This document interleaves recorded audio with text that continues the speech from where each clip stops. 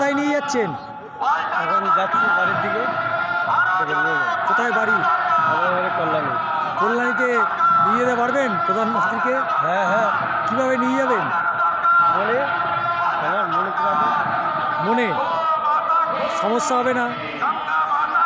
সমস্যা হতে পারে, ভালো হচ্ছে। একেবারে প্রধানমন্ত্রীর পাশে রেখে আপনার ছবি কেমন লাগছে? ভীষণ ভালো।